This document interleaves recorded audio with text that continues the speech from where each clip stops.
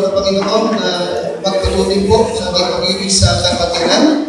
At anyway, ayakan kayo po natin sa Book of John chapter 13 para po sa part 2 ng ating naging mensahe po kinumaga. In the Book of John chapter 13, 34 hanggang 35. At ito ay ibig kong makita po niyo na napakahalaga para sa atin bilang mga tao ng Diyos to make an influence sa mundo po ito natin po na ginagawa. Tayo po tinawag na asin ng sanlibutan at tayo po tinawag na ilaw ng sanlibutan. At sa mga po ito, ang nakaparaanan to make an influence ay yung larangan ng so winning and evangelism. So tayo pinarito to win the lost at any cost. At kapag ito nawala sa atin, wala rin tayo. Wala rin tayo. Okay, walang saysay ang church, kahit hindi Baptist church, kahit hindi King is Based Church, wala naman siya sa winning and evangelism. Nakakahiya, kapag ang mga member ng isang church ay hindi mo naman mag-winning, nakakahiya yan. Minsan lang talaga nasabi ko, paano kaya ito sila nagkakamember? Wala naman kung naman sa winning. Paano kaya? Okay? At alam ko naman na may mga division sa ibang bansa, punta sa ibang bansa, and then maghahanap ng mga Baptist na Pilipino na walang sinisimbahan. Alright? Sabihin, okay, meron ka gusto dito, wala kayo sa mga kayo. Kasi sunod ka pala sa miyembro, na member din ng ibang church. Okay? Sabi nga ni Pastor Baraan, at pareho ko siya, ni Pastor Flores, wala tayong takot dyan, kasi marunong tayo ng sundin. Okay? Yes, okay. It is important to us as a Christian to make an influence on this world. Natin pong ginagawa. Now, at isa rin sa paraanan, okay, to make an influence sa daigdig na ito ay yung ating relasyon sa isa't isa. Ang ating relasyon dito sa kaya nga po ating pag-usapan ngayong umaga itong yung late brother nila continue. At sa Bible, dito ay kanilang makikilala na kayo nga ang aming mga tagasunod. Kung kayo may pag-ibig sa isa't isa. Now, John 13, 34 to 35, ako po inyong sundan para ating pong tapusin itong mensahe ito na inakala ko na kailangan natin pare-pareho. John chapter 13, verse 34 hanggang 35. Now, nandiyan na kayo? Nandiyan kayo? O sabi-sabi po tayo. Ready? Basa. A new commandment I give unto you, that ye love one another, as I have loved you, that ye also love one another. By this shall all men know that you are my disciples. Na paano nalaman na kayo mga disciple ni Kristo? If you have what? If you have King James Bible, if you have reading, yun lang ba? If you have what? If you have love one another. Lord, bless your people. Maging ang iyong mga lingkod sa paghatid ng iyong salita. Ako ba yung gamitin ng Panginoon Diyos? At mag-usap ka, magturo ka sa mga tao mo, magpalakas ka, magpasigla ka po ng pananampalataya, magpasigla ka po ng sumiling evangelism, magpasigla ka po ng katapakan at pag-ibig sa bawat isa. Hinihiling ko Lord ang lahat ng ito. Ako po yung kasakapan ng gamitin Panginoon upang makapaghatid ka ng salita mo sa iyong mga tinubos. Salamat po. Kaya kanalangin sa pangalan po ng Panginoon Jesus. Amen. Now, in verse 34 to 35, ay maliwanag yung ating nakita. Right? About the Lord's command. About the Lord's command. Ano ang command ng Panginoon? That ye love one another. Diba? Ito yung kanyang utos. That we ought to love one another. At kung tatanungin ka, bakit kailangan pang mag-ibigan sa isa? Ano sagot? Because God commands it. Amen? Ito yung kanyang utos. Kaya hindi nakabasa ito sa ating damdamin na hahanapin ko pa kung gusto ko. No. Inuutusan ka. Amen yun siya? Inuutusan ka. Inuutusan ka. Mag-ibigan kayo sa isa't isa. Para bang yung isang tatay na nakausap ng isang tatay. Sabi, ang kanyang kapira kung bakit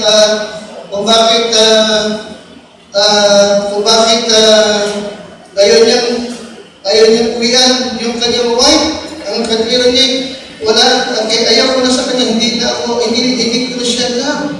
Bakit mo nasabi, hindi ko na siya na? Wala na akong nararamdaman sa kanya. Of course, mali, di ba? Because love is not emotion. Are you listening? Amen? Love is not what? Alright.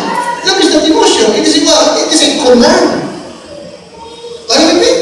Inuutosan ka, husband, love your wife. Even as Christ also loved the church and gave Himself for it. Amen? Amen? Ang pag-ibig ay hindi nakabasa sa damdamin. Tama? Amen? And the Bible says, love never fails. Hindi nakabasa ito sa nararamdaman mo. Kasi ganun din sa kapatiran. Okay? Hindi mo siya iniibig sa bakit may kang gusto sa kanya. Di ba? Iniibig mo siya sa bakit inutusan tayo ng Panginoon. Maliwanag ba? Maliwanag ba? Itong unas na ito ay inulit niyang muli. Chapter 15, verse number 12. 15 verse number 12. 15:12. Sabi-sabi, ready? Basa. This is my commandment. Ano yung kanyang commandment? That ye love one another as I have loved you. Alright? You see? And again, verse 17. 17. Ready? Basa. These things I command you. Ano yung kanyang command? That ye love one another. Maraming ulit. At hindi ka magkakamali. Alright? At niniwalag niya, ito'y utos ko at iniutos ko sa inyo that ye love one another. Okay? Now, ngayon, ang tanong ay, how to love one another. Ayan ang ating title. How to love one another.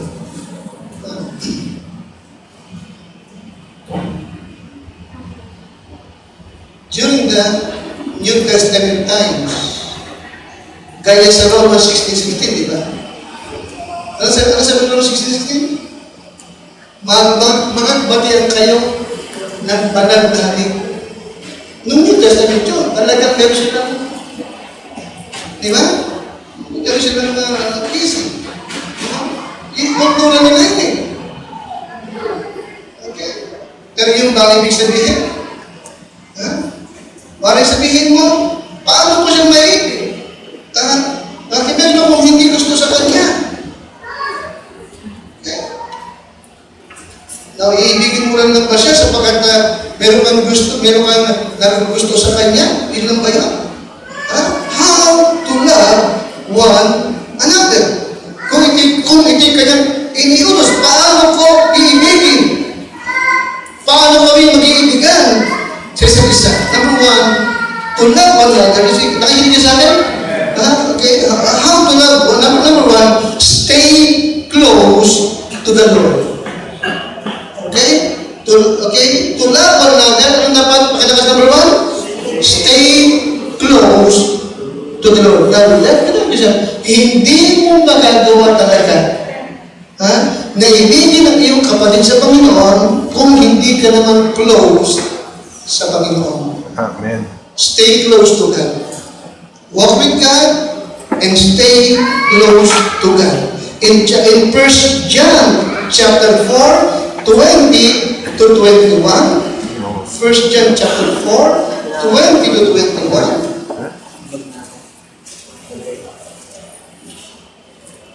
verse number 20, if a man say, I love God. Okay. Masyadong sa Tagalog. Kita nyo? Tagalog. Kung sinasabi ng sino man, ako'y umiibig sa Diyos at napapuot naman sa kanyang kapatid, ano siya? Ano siya? Sinungaling. Sapagkat ang hindi umiibig sa kanyang kapatid na kanyang nakita, paano mong iibigin ang Diyos na hindi mo naman nakikita? Ano ba? Amen? You see? Kaya para maibig mo ang iyong kapatid, ano kailangan? Stay close to God.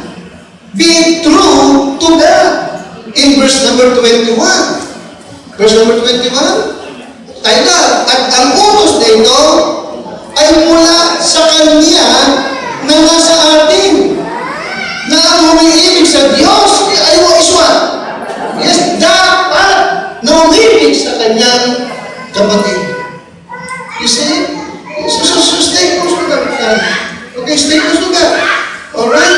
Okay, you see mo naman tayo, right with the Lord is right with each other.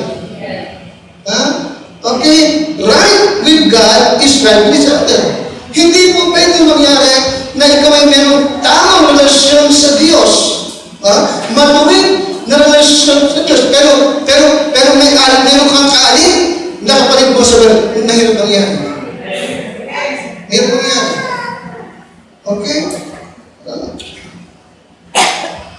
Kaya tama yung sinabi ng isang pastor, sabi niya, pakinig Panginoon ka. One of the biggest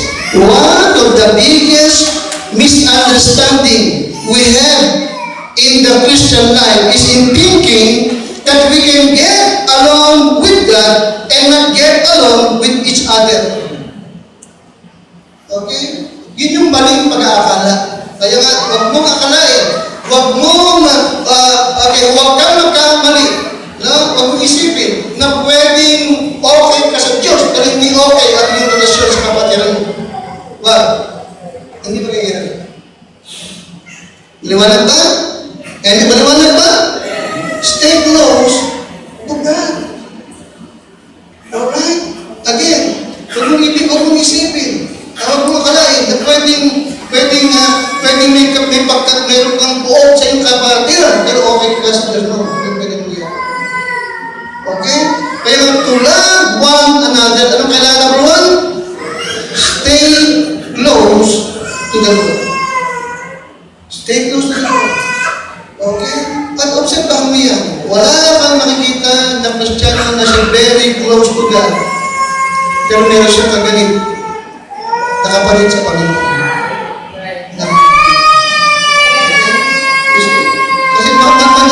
Mahalaga mo talaga yung conviction. Bigat ng kalooban. Hindi ka mapapayapa.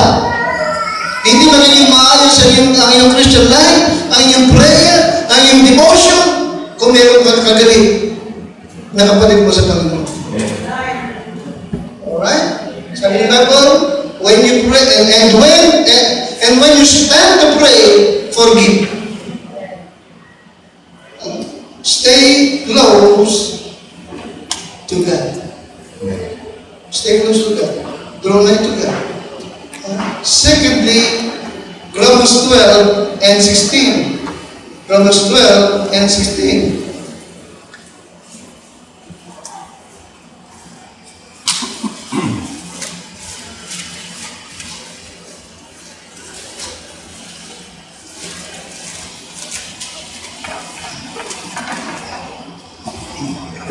Kaya nga kamisan, kapag nararanasan mo na yung prayer life mo, nakikinig ka sa akin? Nakikinig mo kayo? Kapag nararanasan mo na yung prayer life mo ay dry, walang power, kapag nararanasan mo na yung personal Bible study devotion ay wala yung power, boring, dry, wala ka Examine yourself. Are you listening? Suriin mo yung sarili. Okay? At magkaroon ka ng prayer na tulad ng prayer ni David, search me, O God, and try my heart. And see if there's any wickedness in me. Alright? Stay close to the Lord. And secondly, be of the same mind. Be of the same mind. The Bible says, kailangan ka? Okay. Magkaisa kayo ng pag-iisip. You see? Be of the same mind. Huwag ninyong ilaga ang inyong pag-iisip sa mga bagay na kapalanuan o kahambugan. Kundi makiayon kayo sa mga bagay na may kapakumbabaan. Huwag kayong mga pantas. Huwag nyo akaralin na napakagaling mo. Okay? Huwag mong ipalagay ang sarili mo na nakahihigit ka sa iba. Okay? Huwag kayong maging pantas sa inyong sariling mga haka. Alright? Okay? Be of the same mind. Sa King's Bible, ano sa King's Bible? Be of the same mind. One over another. Mind not high things. Okay? Now the word, the same mind, muna, express of what? Uniform testimony. Uniform what? Testimony. Meron kayong iisa lamang na patotoo. Alam mo? Na ako ay saved, ako ay mananampalataya, ako may takot sa Diyos. Alright? Secondly, it also means what? Okay. To have the same values and goals. To have the same what? Values and goals. Okay? Iisa kayo. Kaisa ka nila sa mga bagay na pinapahalagahan at nilalayon. Alright? Ano ba ang mahalaga sa ating Kristiyanos? The Word of God and the works of God. Naman yung ako? Hindi mahalaga ang damdamin ko kung nasa tanong ko. Ang mahalaga sa akin is what? Si Christ. Ano ba yung mahalaga sa atin? Souls. You see? You have the same mind. Okay? Sabihin, hindi ka magiging kakontra nila. Di ba? Okay, ano ba? Sabihin ng same mind. No? Sabi ng Bible, Philippians 2:5, let this mind be in you, which was also in Christ Jesus. Ano yung sabihin? Okay? We have the same mind, okay, as Christ. We have the same mind as Christ. Okay? Meron kayong isip-isip na itutulad ng pag-iisip ni Kristo. Naliwanag ba? Amen? Anong kaisipan meron si Kristo? Let this mind be in you which was also in Christ. This bagay, ano sabi doon? Bagamat siya ay kapantay ng Diyos, hindi na rin palaman ang kanyang pagkapantay sa Diyos. Kundi wala, nagpakagaba na kanyang alipin. Naging masunurin hanggang sa kamatayan doon sa krus. Okay? Kaya nga, kung tayo meron na ng iisang pag-iisip na gawin na kay Kristo, iba na rin, na kay Kristo, hindi ka parang magmamataas. Tama? Hindi mo tinignan ang kapwa mo na nakahihigit ka sa Kanya. Amen, Christian? Amen? Nandising niya po rin. Sa loob ng 3.5 years, nakasama ng Panginoon yung kanyang 12 alagad. Ano mga kanya nakita sa mga kasama niya? Natutuwa ba siya lagi? Natutuwa ba siya lagi? Sino madalas mapagalitan? Si Peter. Pagalitan? Ha? At minsan ay naglalakad sila, dadaan sila ng Samaria. Ano ba yan? Hindi sila pinala ng Samaria. Ano ba? Ano ang sabi ng mga apostol pa rito? Lord, ba't hindi ka mag-pray para bumagsak yung offer sa kanila? Alam Inuudyo ka ng mga apostol ni Kristo na doon, hindi ka pinadaan. Papaksak mo nga ng apoy. Nagtapos ka ba? Ano sabi ng Panginoon? Hala, hindi ko alam anong klaseng espiritu meron kayo. Ang anak ng tao na po ito, not to destroy, but to save the lost. You see? Kaya kung meron kang pag-iisip na kay Kristo, hindi ka mag-iisip ng ikasasama ng kapwa mo. Lalo't higit ng kapatid mo sa Panginoon. Okay? Be of the same mind. Kaya nga, how to love one another? Una, stay close to God. Ano yung pangalawa? Be of what? Be of the same mind. Be of the same mind. Magkaroon tayo ng iisang pag-iisip lang na gawin na kay Kristo. Na kay Kristo. Okay? Yung 12 apostol, magkakaiba ng personalidad. Si Peter, ano si Peter? Peter. Padalos-dalos, tama? Si Thomas naman ay what? Okay, lagi nagdududa. Amen? Lagi nagdududa. Oh. Si Judas naman, taksil. Amen?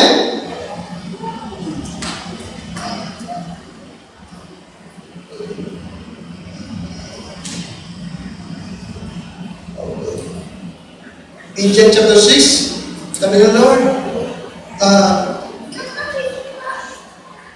sabi ng mga apostol, Lord, maggagabi na. Paalis mo yung mga tao, wala na magkain dito. Ano sabi ng Panginoon? Okay, hindi sila kailangan, okay, they need not depart. Give them to eat. Ang sabi ni Philip, Lord, 300 penny worth ng tinapay, hindi sapat para kumain sila. Paliwanag ko, nato ng Panginoon para pagdudahan mo. Okay, sabi ng Lord. Kaya ilang tinapay meron ngayon? Ilang isda? Kasi makikita mo yung mga lakad. Madalas sila nakapakita ng kawalang pananaya. Okay? Pero nakita nyo, napagtiisan sila ng Panginoon. Maliwan ako? Napagtiisan, napagpasen siya. Kaya kung meron tayong isang pag-iisip na kay Kristo, gano'n din, pasensya. And ang isa, magpapagpasa. Okay? Kaya na how to love one another, be of the same mind. And then, thirdly, 1 Peter 3 and number 8. Okay, 1 Peter chapter 3 and number 8.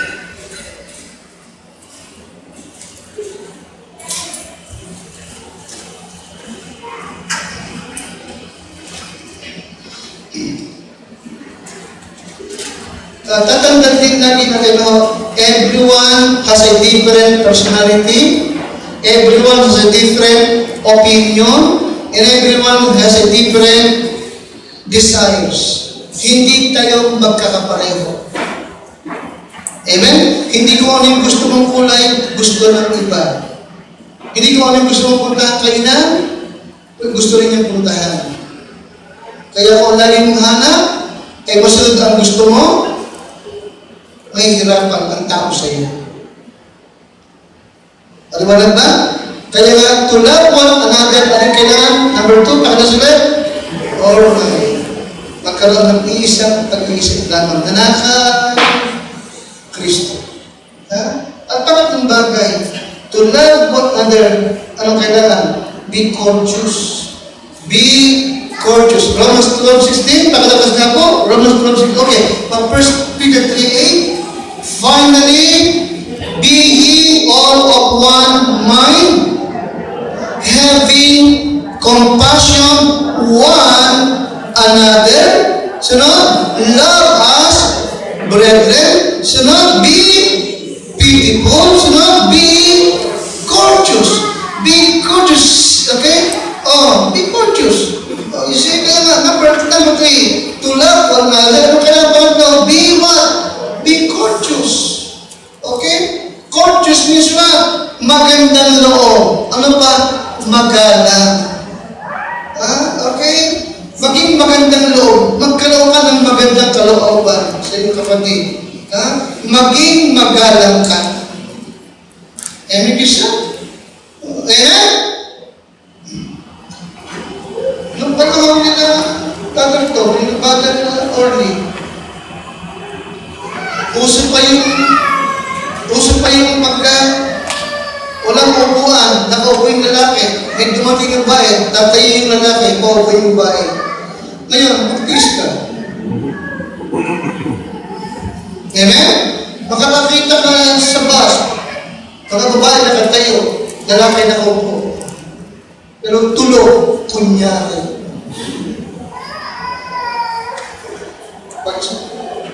Ito mas nabigyan mo ba? Kadwera nila, nagbayad ako rito eh. Diba? Kaya ba, pagpapasok sa mga fast food, nagtulak kayo ng pinto, may kabundok kayo ba, binibitaw ng pinto, baka wala ka, maipit ka. Diba? Di ba pagiging magalang yun, pumasok ka, pumasok ka. Pag mahirap ka, tsaka bitaw, bitaw na rin.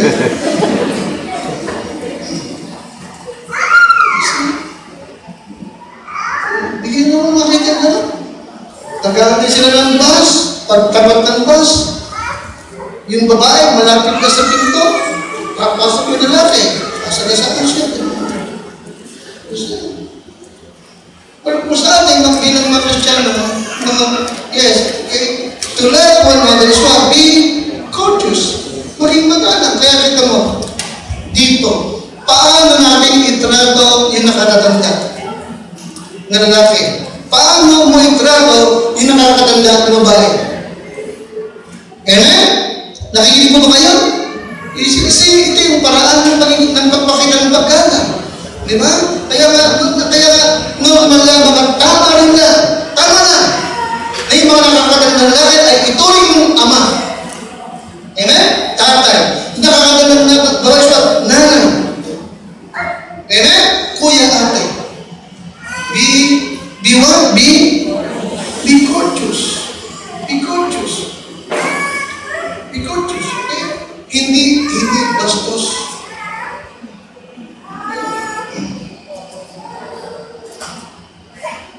Kakitaan tayo mga lalaki ng pagiging gentleman.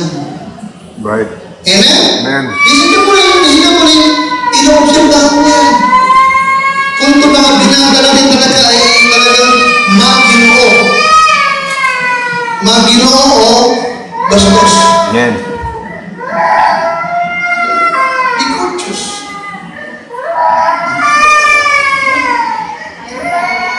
Be courteous because courtesy is thoughtfulness. Amen. Courtesy is what? Thoughtfulness. Okay? And thoughtfulness is putting others ahead of self. Yung bang pinagpapaano mo na siya, sige, una ka na sumakay, sige, una ka na sa pila. Doon mo makikita. Okay. Pero kasi, lagi, pag kami sa may kainan, yung magbubay,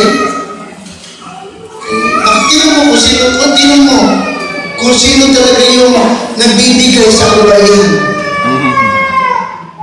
Nakikinig ka sa akin? Amen. Be courteous. Okay? Be courteous. Maging magalang, maging magandang loob. Sisa-sisa.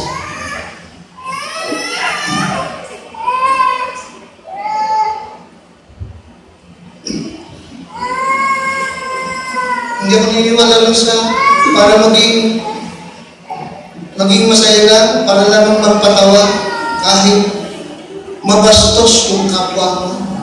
Naniniwala ko, ayaw mo kayo. Narinig siya? Gusto ko makita na sa kapatiran ay umihirap pa rin ito magiging courteous magalang. Nakikinig mo ba kayo? Maalalahanin. Mapagpasensya. May kababaang loob sa isa't isa. And number 4, be gentle. Be gentle. How to love one another. Okay? Bilang mga magkakapatid sa Panginoon, yes, stay close to God. Be of the same mind. Be courteous. And then number 4 is what? Be gentle. Be gentle. Hindi arrogante. Hindi mayabang. Hindi bastos. Hindi what? Pakilakas nga? Gentle. In James chapter 3 and verse number 17, okay, but the wisdom that is from above is first pure, then what? Peaceable, then what? Gentle. Gentle and easy to be what? Easy to be entreated. Full of what? Full of mercy. This is Tagalog.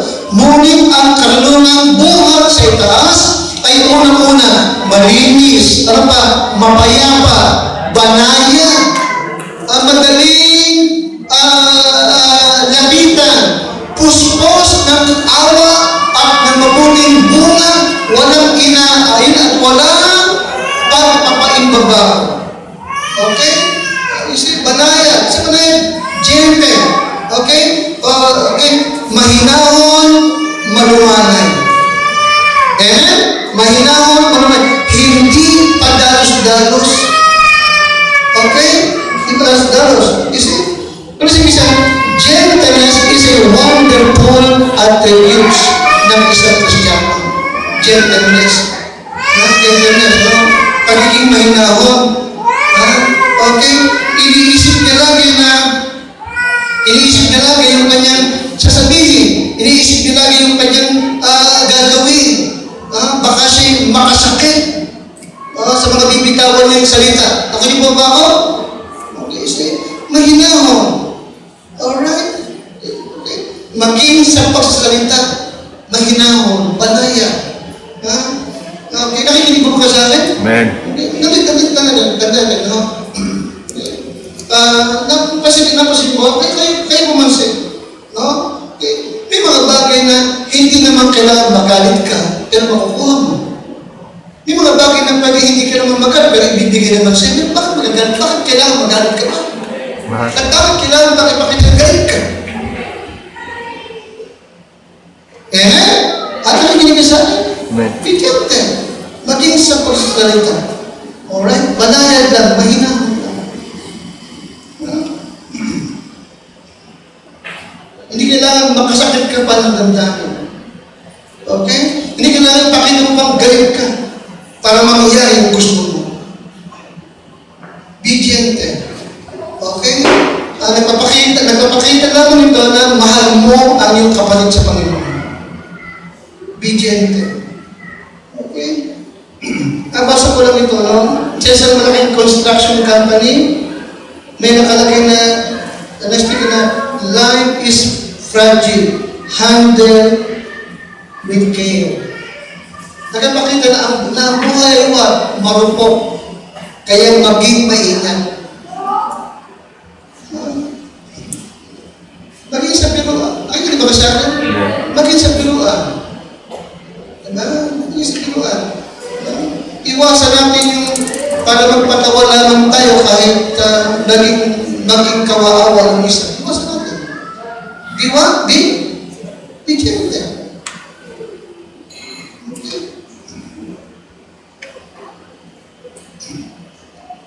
Gusto ko yung masaya. Gusto ko yung biruan.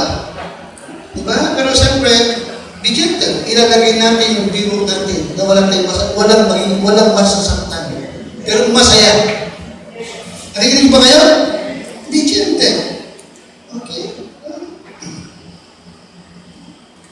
In Proverbs 18:19. Proverbs 18:19.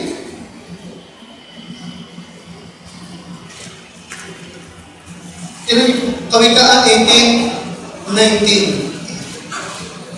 Alright. Nakita niyo po? Now ready? Okay. Ready?